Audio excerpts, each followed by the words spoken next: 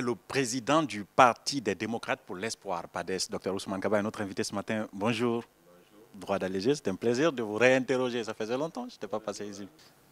Si on voulait réellement un débat constitutionnel, il fallait que le chef de l'État se prononce de respecter la Constitution, de respecter les règles de l'alternance, et le débat sur la Constitution aurait été un débat serein.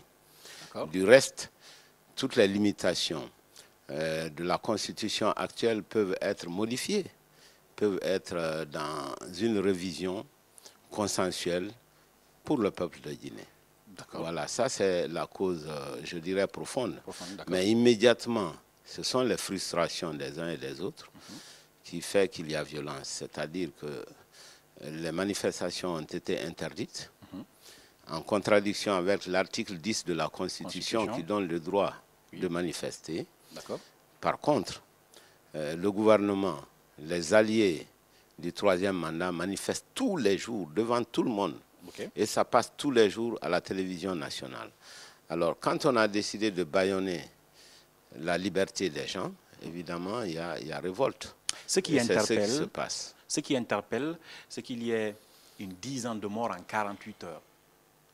Ça vous déçoit? Ça vous surprend? Est-ce que vous êtes surpris? Ben oui, c'est une catastrophe.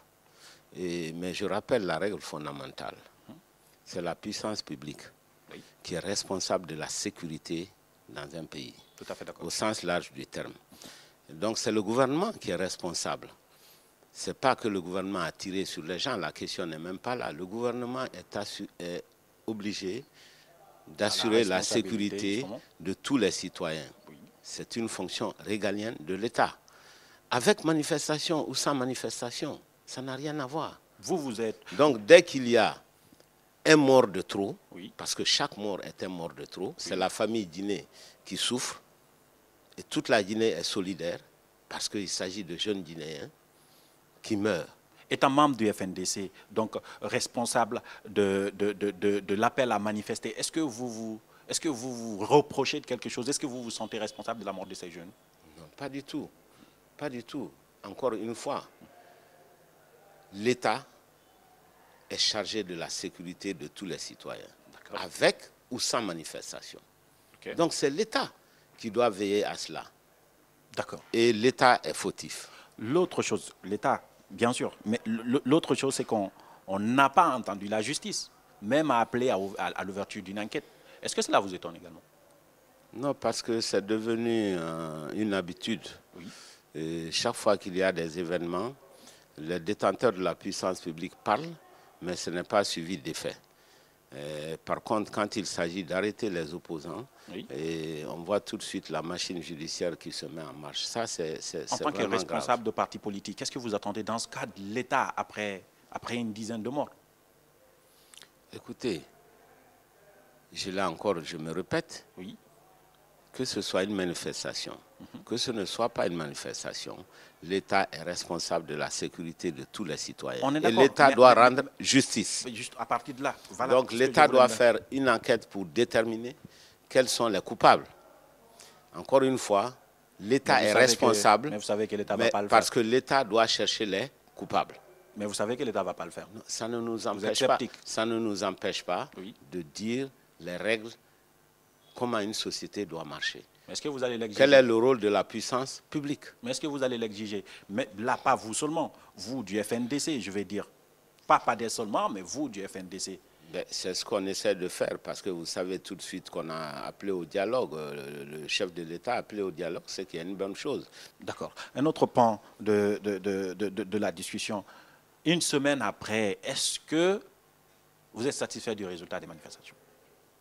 Des activités du FNDC? Écoutez, satisfait, c'est trop dire. Si l'objectif était de démontrer que le peuple de Guinée est contre le troisième mandat, je crois que ce résultat est acquis. Ça veut dire que la majorité du peuple aujourd'hui ne peut pas soutenir un troisième mandat ou une présidence à vie. La raison est toute simple, parce que les détenteurs du pouvoir ont, me semble-t-il, veulent rééditer ce qui s'est passé en 2001 en Guinée. Vous avez vu toute la souffrance qui a suivi en 2006-2007. Mais en plus, ce n'est pas la même population. Aujourd'hui, nous avons une population de jeunes gens qui sont bien ancrés dans la mondialisation, qui sont sur Internet, sur les réseaux sociaux, et qui voient ce qui se passe à travers le monde, donc qui n'acceptent plus l'autocratie. Nous avons une jeunesse qui ne peut plus accepter la confiscation du pouvoir en violation de toutes les règles de la démocratie. Donc, le peuple guinéen a changé. Aujourd'hui, c'est inacceptable pour la Guinée, et ce n'est pas la Guinée seulement, c'est toute l'Afrique de l'Ouest. On n'accepte plus qu'il y ait de présidence à vie. Une semaine après, le FNDC réussi ou a échoué? Non, le FNDC a réussi. Réussi. Bien sûr, parce qu'on a déjà démontré qu'il y a une large adhésion du peuple à l'idéal démocratique. Mais ça, ce n'est pas nouveau, docteur. Ce n'est pas nouveau, ça vous l'avez dit tout le temps, et il y a eu d'autres manifestations dans d'autres endroits pour montrer effectivement que d'autres Guinéens sont particulièrement contre un changement de constitution, un troisième mandat pour le professeur Alpha Condé. C'était ça la mission? Oui, mais je ne suis pas d'accord. C'est la première fois que l'ensemble du peuple de Guinée se manifeste dans un grand élan de solidarité pour montrer à la face du monde qu'il y a une adhésion majoritaire, à l'idée de l'alternance démocratique. Vous ne connaissez pas le nombre de Guinéens à manifester par rapport à ceux qui n'ont pas manifesté. On ne peut pas le dénombrer. On ne peut pas le dénombrer parce que le FNDC même n'est pas arrivé à le faire, en réalité. Donc, parler de majoritaire, c'est une erreur. Pas du tout. Si. Non, pas du tout. Il n'y a pas de chiffres, docteur. Nous sommes tous en Guinée. Oui, mais il n'y a pas de chiffres. Il y en a qui ne sont pas sortis parce qu'ils ont tout simplement peur, pas parce qu'ils ne veulent pas une révision ou un changement de constitution. Je suis d'accord que les activités ont été paralysées lundi, mardi, mercredi, 4 jours, disons cela comme ça. On avait mais même, après ça ne signifie pas que le FNDC majoritairement... On n'a pas besoin de manifestations dans un pays normal pour respecter la loi. La loi dit qu'on est élu pour 2 mandats. En 2020, les 2 mandats du professeur Alpha Condé seront finis. Conformément à la constitution sur laquelle il a juré, il doit respecter cette constitution. On n'a pas besoin de manifestations pour cela. Mais là, je parle du FNDC parce que la question se pose. Non, le FNDC n'est pas le problème. C'est ça, moi, ma préoccupation. Non, mais la question se pose. Vous vous trompez. Vous-même, vous avez dit la première fois que, de façon nationale, le FNDC... Et même internationale. D'accord. Comme vous voulez, façon nationale et internationale, décide de faire une protestation. Donc, c'était une démonstration le lundi. La question que l'on se pose après, c'est une réussite ou un échec? Et c'est la même question que je vous pose. De mon point de vue, c'est une réussite. Mais vous êtes libre de donner l'appréciation que vous souhaitez. Bon, mais ce que je dis, nous on a entendu Alpha, il va plus au pouvoir, hein, ou il va faire une déclaration pour dire que je ne réviserai plus la Constitution, ce qui n'a pas été le cas. Le FNDC lui-même est la conséquence de la tentative de confiscation du pouvoir. Rappelez-vous, le FNDC n'est pas du tout une alliance politique, c'est une alliance de l'ensemble des forces vives. Donc c'est une cause citoyenne. La défense de la liberté n'est pas seulement l'affaire des partis politiques, c'est l'affaire de tous les Guinéens. Et c'est pour ça que les Guinéens se retrouvent dans FNDC, partis politiques, syndicats, associations. Mais c'est surtout l'affaire des partis politiques. Parce que quand il y aura alternance, ça concerne d'abord les responsables des partis politiques. Monsieur le docteur, vous êtes président de parti politique, 2020, vous êtes président de la République. Non, vous vous trompez complètement. Vous êtes sûr? Absolument. Je ne crois pas, docteur. Non. Je ne me trompe pas du tout. Le non-respect de la Constitution, le non-respect de la loi, la confiscation du pouvoir, pousser le président de la République, qui est un grand démocrate, qui a lutté 40 ans. Mais comme je le dis, il y a une clique de personnes cette clique est en train de le pousser vers une mauvaise sortie. C'est l'affaire de tous les Guinéens, pas seulement des partis politiques. D'accord. Le respect de la loi. Je suis d'accord que c'est tous les Guinéens. Mais j'ai juste dit que les partis politiques en première position. Mais bien sûr, c'est une condition essentielle de la réussite économique. Encore une fois, je le dis, la politique politicienne, moi je ne suis pas pour. J'ai toujours estimé que la politique n'a que 2 fonctions, libérer un pays et assurer le développement économique et social. Pour moi, c'est les 2 seules fonctions d'une politique. Parce que vous n'étiez pas politique. On ne peut Maintenant que vous êtes dedans, parce vous allez voir la politique politicienne. Je ne fais pas de la politique politicienne. Pour moi, l'objet de la politique, c'est d'améliorer les conditions de vie des Guinéens. D'accord. Trouver des emplois pour les politiques, trouver les emplois pour les jeunes, faire des routes, des autoroutes, avoir l'électricité, avoir l'eau et encourager tout ça figure dans les programmes de société. Bien sûr, nous disent les hommes politiques. Mais après tout, c'est l'objet de la politique pour moi. D'accord. Ce n'est pas de la politique politicienne, ça ne m'intéresse pas. Parlant de Mais politique, on ne peut justement, pas le faire oui, sans qu'il y ait la paix et la stabilité dans un pays. C'est la raison pour laquelle les chefs de l'État de l'Afrique de l'Ouest ont estimé que confisquer le pouvoir, imposer une présidence à vie, empêche la stabilité en Guinée. D'accord. Et s'il y a instabilité en Guinée, il y a instabilité dans toute la sous-région. C'est pourquoi tous ces présidents se sont réunis pour lancer un appel à la sagesse ici en Guinée. Et c'est pourquoi les États-Unis, la France, les pays européens en général, et les pays africains, les Nations Unies, l'Union africaine, tout le monde est en train de regarder la Guinée et de faire appel aux responsables pour qu'on soit raisonnable et qu'on respecte la loi. Les hommes politiques, membres du FNDC, on ne vous a pas vu le 14 ni le 15. Vous étiez où? Mais vous n'écoutez pas. Je vous écoute. Non, qu'est-ce que moi je vous ai dit? Je vous ai dit que vous avez préféré notre stratégie. Nous avons appelé à la ville morte. D'accord. Ça veut dire rester chez soi, éviter de troubler l'ordre public et préserver la paix. Et c'est pourquoi vous n'êtes pas sorti. Mais bien sûr. Je vous comprends parce que vous voyez, j'ai posé la question pour que vous me répétiez ceci. Cela, ce que vous venez de dire, ça veut tout simplement dire que même au sein du FNDC, vous êtes divisé sur la forme, sur la nature de la lutte à mener. Est-ce que ça ne vous fragilise pas? Pas du tout. Si? Pas du tout. Si? Non. Ben, voyez, par exemple, vous avez préféré. Non, je viens de vous dire oui, que nous sommes une organisation hétéroclite qui a pour seul, objectif d'empêcher un troisième mandat. Mais comment? Chacun va lutter avec les armes qu'il souhaite. Si vous portez tous le même nom, FNDC, et que vous avez chacun une stratégie différente, parfois qui ne se complète pas, j'ai l'impression que ça vous fragilise beaucoup plus que ça ne vous galvanise. C'est plutôt le contraire. Ah, parce qu'on n'a pas compris, hein? C'est plutôt le contraire, justement, parce que chacun utilise ses armes favorites. Dans ce cas, vous êtes resté à la maison parce que vous aviez proposé une journée ville morte. Et les autres? Allez-y, demandez aux autres. Je vous demande, vous, ce sont vos camarades, non? Vous êtes tous dans le FNDC. Ils sont encore ici, ils sont vivants, allez-y, les demander. Oui, mais je viens de vous dire que c'est une organisation hétéroclite. Nous nous sommes entendus sur la manifestation en général. D'accord. Mais chaque composante utilise les armes que cette composante souhaite. Ce que je veux vous faire remarquer, c'est qu'on n'a vu personne d'autre. Est-ce que ça veut dire qu'ils vous ont rejoint dans votre point de vue? Ils sont restés à la maison et puis tout. On sait que d'autres ont été confinés. Nous apprend-on? Je souhaite. Parce que, encore une fois, il faut lutter pour changer la Guinée, mais essayer autant que possible de lutter dans la paix et dans la tranquillité et dans la sérénité. Docteur Ousmane Kaba, président du parti PADES, Parti des démocrates pour l'espoir. Vous avez encore espoir sur le combat des FNDC? Mais bien sûr. Non seulement j'ai foi que l'idéal du FNDC va gagner, parce que cet idéal démocratique, cet idéal de développement économique et social correspond à l'aspiration de l'ensemble du peuple de Guinée aujourd'hui. Nous avons une population très jeune. La majorité, c'est autour de 25 ans en Guinée. Qui sont ces gens? Ce sont des jeunes gens qui sont sur les réseaux sociaux. Ce sont des jeunes gens qui sont ouverts à l'international. Ce sont des jeunes gens qui sont en train de se battre pour une éducation meilleure, pour la santé meilleure, pour augmenter leur niveau de vie. Oui. On ne peut plus les enfermer comme cela se passait avant. D'accord. Donc ce ne sont plus les mêmes Guinéens. Voilà. L'État n'a plus le monopole de l'information. Parce qu'aujourd'hui, chaque personne qui dispose d'un téléphone Android dispose d'une télévision. Oui. Il peut faire ses émissions, il peut les balancer partout. Et c'est ce qui se passe dans la réalité. Donc la société a changé. On n'est plus dans la même configuration. Absolument. L'État n'a plus le monopole de l'information. Malheureusement, ceux qui dirigent ont la cécité intellectuelle.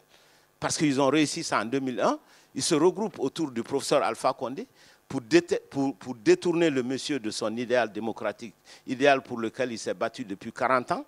Eux, ils sont autour de lui pour le forcer à faire ce qu'ils ont déjà réussi en 2001. Mais la Guinée a changé. Les conditions ont changé. Les acteurs de 2001, donc, ça ne se trouve pas uniquement que dans la mouvance. Et on va vous reprocher cela en grande majorité. Oui, mais il y a d'autres, les principaux. Écoutez, ce que je sais, c'est qu'en 2001, moi, j'étais dans la rue. J'étais dans la rue avec le Premier ministre Sidia contre justement le troisième mandat. Oui. Nous avons manifesté en 2001 donc pour vous, contre c'est le rebelote. Et donc ça veut dire que nous continuons le même combat, nous. Et c'est la majorité. Dr Ousmane Kaba. Alors, je vais vous poser cette question, droit dans les yeux, vous allez me dire. Est-ce que Dr Ousmane Kaba, vous êtes un élément de la mouvance au sein de l'opposition? J'ai rien compris. Si.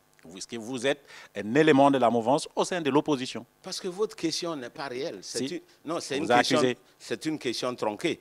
Non, ce n'est pas une question tronquée. Absolument. Non, ce n'est pas tronqué. Je vous pose une question. Est-ce que vous êtes l'opposition? Si. Non. On peut être un top de la mouvance au sein de l'opposition. Et d'ailleurs, on cite des noms, on vous cite. Arrêtez. On ne croit pas en docteur au sein de l'opposition. Écoutez, il y a combien de personnes qui refusent d'être ministre de Finances pendant plus d'1 an?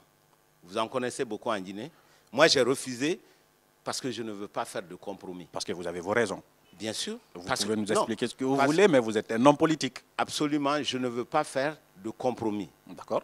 Je ne suis pas là pour m'enrichir aux dépens du peuple de Guinée. D'accord. Voilà. On a le droit de ne pas vous croire. J'ai refusé. On a le droit de ne pas vous croire. Absolument. Ben justement. J'ai refusé. C'est pourquoi je vous pose la question. J'ai refusé l'alliance avec le parti au pouvoir parce que ça ne répondait plus aux aspirations pour lesquelles nous nous sommes battus ensemble d'ailleurs. Et si tout cela était une stratégie politique? Mais ça n'a absolument aucun sens. Vous allez me le dire, parce que c'est vous qui vous allez me dire que ça n'a pas de sens. Ben oui. Mais quelqu'un d'autre ne me le dira pas, certainement. Quelqu'un d'autre est libre. Je ne sais pas, docteur, on vous a cité et je vous pose la question tout droit, c'est assez simple. Ça, c'est votre problème. Moi, je sais ce que je veux. Mais si vous me disiez tout simplement, je ne suis pas un élément de la mouvance au sein de l'opposition, c'est assez simple, non? Non, mais c'est clair, c'est ce que je vous dis. Mais on ne oui, peut, mais dans une longue phrase. Non, on ne peut pas être de la mouvance au sein de l'opposition. Ça, c'est de la confusion que vous voulez créer. Ah non. Moi, j'ai refusé, de participer au pouvoir lorsque j'ai vu la déviation qu'elle était très forte. C'est la raison pour laquelle j'ai renoncé à participer à l'Assemblée nationale. Vous vous souvenez, j'ai été le seul député à avoir renoncé. Tiens, parlons-en. Alors, vous devrez être content aujourd'hui. Vous devrez même jubiler parce que finalement, ils ont suspendu. Qu'en pensez-vous? Parce qu'ils ont fait une erreur. À l'époque, j'ai expliqué à tout le monde qu'il fallait créer le vide institutionnel. Si les gens m'avaient suivi, si tout le monde avait renoncé, comme moi je l'ai fait, à l'Assemblée nationale, pour une raison très simple. On ne peut pas dire aux autres, non, ne continuez pas votre mandat, tandis que vous-même, vous continuez votre mandat illégalement. Parce que c'est le peuple qui envoie à l'Assemblée nationale. Mais ce n'est pas un décret qui envoie à l'Assemblée nationale. Ils n'ont pas quitté, ils ont suspendu. Donc, vous croyez à leur bonne foi? Écoutez, moi, je connais pour moi. J'ai quitté pour les autres. Non, docteur, vous ne pouvez pas dire je connais pour moi, je connais pour moi, je connais pour moi. Non, parce que vous voyez, aujourd'hui, vous êtes un homme public, vous devriez vous exprimer sur tous les autres sujets, docteur. Vous arrêtez de me demander de m'exprimer tout le temps sur le comportement des autres. Non, si, on va vous demander tout le temps, docteur. On va vous demander cela tout le temps. C'est un comportement politique et vous êtes maintenant un homme politique. On va vous demander. La raison est très simple. Moi, je suis les principes. Je ne suis pas les gens du FNDC. FNDC a été créé, ce n'est pas une alliance politique. C'est pour un objet unique, empêcher le troisième mandat. C'est tout. Que devient la Côte? Donc, on est là pour ça. J'ai refusé d'aller à l'Assemblée nationale par principe. J'ai refusé de rentrer au gouvernement, d'être ministre des Finances par principe. Pour moi, la politique, c'est ça. Suivre un idéal. Maintenant, vous voulez être président de la République. Ministre, vous avez plusieurs fois été ministre, vous avez été député. Maintenant, vous voulez être président de la République. Vous savez pourquoi? On ne vous draine pas avec un simple poste de ministre des Finances. Vous savez pourquoi? Non. Je vais vous expliquer. Pendant très longtemps, j'ai essayé d'aider en tant que technocrate. Je me suis rendu compte que chaque fois que nous donnons des conseils dans le domaine économique, ces conseils ne sont jamais suivis par le président de la République. Or, j'ai l'ambition de tirer la Guinée de sa léthargie. N'oublie pas que ce pays fait partie des plus pauvres de la planète Terre. C'est inacceptable avec toutes nos richesses. On le sait. Alors, qu'est-ce qu'il faut faire? Même avec un docteur Ousmane Kaba, on est plus pauvre. Qu'est-ce qu'il faut faire?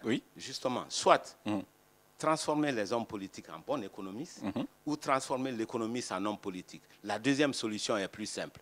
Moi, je ne fais pas de la politique pour la politique. Je fais de la politique pour assurer le développement économique et social de la Guinée. Et tu ne peux pas le faire si tu n'es pas président de la République.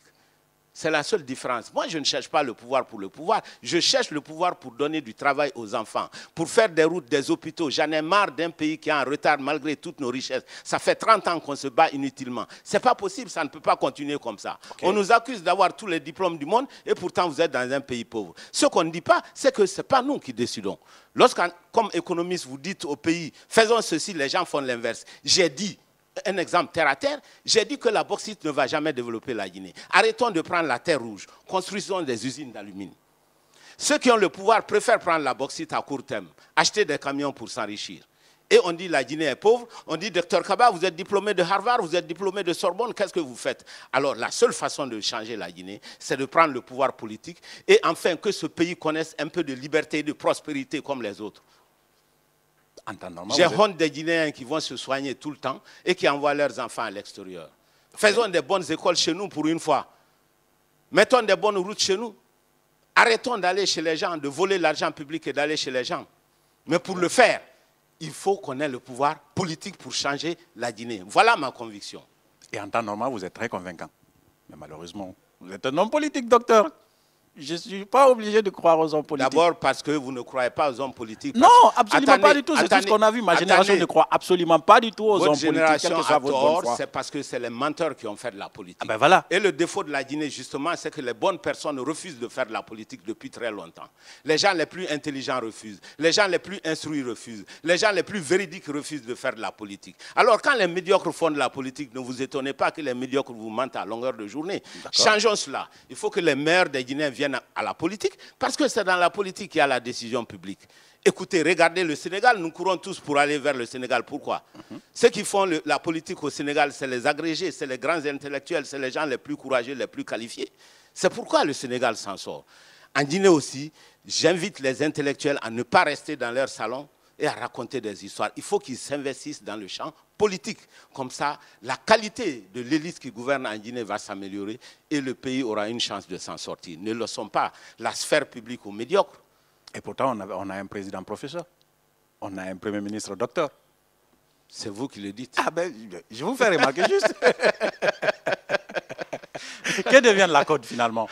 On vous accuse d'avoir abandonné la CODE. Pas du tout. Au profit du FNDC. Pas du tout. Baouri vous a quitté. Pas du tout. Ben, si. Non. Maintenant, il est dans le car. Non, écoutez, nous n'avons pas reçu de lettre de démission de M. Baouri. Mais on ne parle même plus de code. Si, c'est vous qui n'êtes pas au courant. Bon, enfin. Parce que simplement, aujourd'hui, le problème principal, le problème immédiat, c'est le problème du troisième mandat. Et que le FNDC a été créé pour combattre le troisième mandat. C'est pour ça que actuellement, c'est FNDC qui est devant. D'accord. Voilà. Mais l'objectif est le même. Essayons d'harmoniser ce que nous faisons ensemble pour atteindre cet objectif de troisième mandat. Et une fois que l'objectif est atteint, le FNDC disparaît automatiquement. Et la guerre commence entre les partis? La concurrence, pas la guerre. Entre guillemets, je mets la guerre, bien sûr. Les partis politiques ont été créés pour conquérir le pouvoir. Oui. Et en ce qui concerne le PADES, c'est pour conquérir le pouvoir et développer la Guinée. Les amis deviendront des ennemis. Pour nous, au PADES... Vous savez, docteur, le problème, c'est que c'est ça, au fait. Je ne connais aucun parti politique qui ne me dit pas ce que vous êtes en train de me dire. Nous sommes le meilleur parti parce que nous avons le meilleur programme, nous voulons développer la Guinée, ceux qui sont là. Bon, enfin, moi, je suis obligé de... C'est au peuple de savoir qui est crédible et qui ne l'est pas. Bien sûr, parce que généralement, globalement, les hommes politiques ne sont plus crédibles pour nous. C'est la fin de cette émission, docteur, je suis obligé d'arrêter. Parce que globalement, c'est les hommes crédibles qui sont allés faire de la politique et que les hommes crédibles sont restés dans leur salon. Vous êtes resté auprès d'eux depuis longtemps, docteur. Vous n'avez pas d'échappatoire. C'est pas possible. Je suis d'accord avec vous. Mais vous avez encore... Vraiment, je veux profiter. Oui. Je veux profiter. C'est le moment. Mais vous allez me laisser annoncer parce que je vais vous donner la parole sans vous interrompre. Okay. Je veux juste dire que vous avez 30 secondes pour peut-être évoquer un sujet qu'on n'a pas suffisamment évoqué ou pas faire passer un message. C'est le moment de la carte blanche avec la caméra qui est juste derrière moi. Ce que je veux dire, l'objet de la politique n'est pas de tromper les gens. L'objet de la politique, c'est d'améliorer le bien-être des populations guinéennes. De faire des routes, de faire des chemins de fer, de faire l'électricité, d'aider les jeunes à avoir des emplois, à assurer leur dignité et d'augmenter le revenu national. C'est ça l'objet de la politique pour moi, c'est rien d'autre. Okay. D'accord? Le deuxième objectif, c'est la dignité et l'indépendance. Ça a été fait par les pères fondateurs. Tous les Guinéens, connus et anonymes. L'appel que je veux lancer aux Guinéens, c'est que les meilleurs d'entre nous n'ont qu'à faire de la politique. Et que les meilleurs arrêtent de critiquer dans leur salon et de ne pas s'investir dans la sphère politique.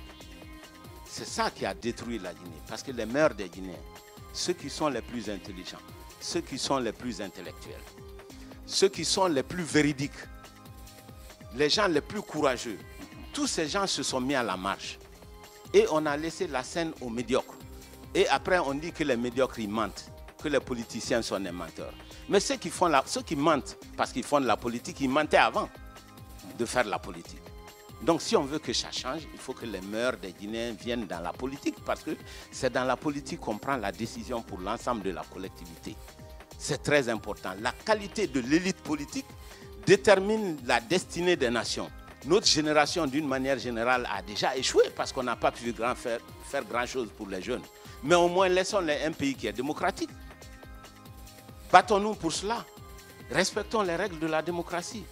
On ne peut pas faire de démocratie à la présidence à vie parce que les gens s'enracinent dans le levier du pouvoir public et commencent à piller l'économie nationale. C'est ce qui se passe aujourd'hui. Et la Guinée ne s'en sort pas du tout. Nous sommes encore, je rappelle, parmi les pays les plus pauvres, non seulement d'Afrique, mais du monde. Alors que nous avons toutes les potentialités. Voilà pourquoi nous, on se bat au PADES. Ce n'est pas pour faire de la politique, faire des polémiques sans fin. C'est pour donner une chance à la Guinée, donner une chance à la paix, à la sérénité, pour que les Guinéens travaillent et que les Guinéens aient un meilleur niveau de vie. Voilà ce que je veux que les gens sachent. D'accord. C'était l'appel de Dr Ousmane Kaba. Il est le président du parti PADES. Il était notre invité dans Droit dans les yeux. Merci d'avoir répondu à nos questions. Je vous en prie. On dit que vous êtes le plus riche de tous les politiques à Guinée, c'est vrai? Pas du tout. Si. Non. Qui est plus riche? Non. Moi, je suis un entrepreneur depuis 20 ans. Oui. Je n'ai assisté à la gestion publique que pendant quelques mois. Depuis 20 ans, 25 ans, je ne suis que privé. Voilà. Mais on a dit que vous êtes le plus riche de tous les hommes politiques, docteur. C'est vrai ou c'est faux? C'est faux. Qui est plus riche que vous? Je n'en sais rien. Vous mais savez. c'est faux. Non. Vous ne voulez pas porter ce chapeau-là? Moi, j'investis dans l'éducation, j'investis dans l'agriculture, j'investis dans la santé. Et ça vous rapporte gros? Non, pas vous êtes en tête de classement? Non, pas du tout. Qui est plus riche que vous, docteur? Je n'en sais absolument rien. Vous le savez? Allez-y, les demandez. C'est vous? Moi, je mets mes bâtiments à Conakry, les autres les construisent à Dakar, à Paris et à New York. C'est pourquoi vous êtes plus riche que tous les politiques? Pas du tout. Bah, j'en connais pas, moi. Non, pas du tout. Moi, je réalise en Guinée. Oui. Ce que je le fais en Guinée. C'est pourquoi vous êtes le plus riche? Pas du tout. Vous êtes le plus riche de tous les hommes politiques. Arrêtez de faire des affirmations gratuites qui ne reposent absolument Derrière la sur caméra, rien. il y avait Sadou Ali et puis Ibrahima Souri. À le montage, Alassane Diallo. On se retrouve dans un autre numéro. Au revoir. Merci.